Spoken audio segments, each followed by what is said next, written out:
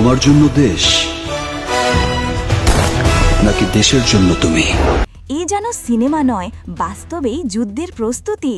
সাভার জাতীয় স্মৃতিসৌধে আজ দেখা গেল এক অন্যরকম দৃশ্য। সেনাবাহিনীর পোশাকে মেগাস্টার শাকিব খান।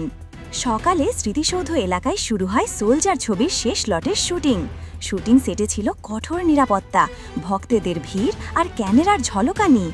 সেনা ইউনিফর্মে শাকিব খানকে দেখে উপস্থিত মানুষ মুহূর্তেই ভিডিও করতে শুরু করেন, যা এরই মধ্যে সোশ্যাল মিডিয়ায় আগুনের মতো ছড়িয়ে পড়েছে।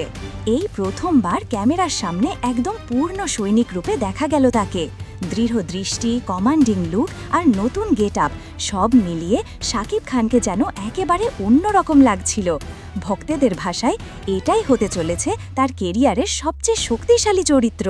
শুটিংয়ে ছিল অ্যাকশন, মার্চ পাস্ট এবং বিশেষ কিছু আবেগঘন দৃশ্য।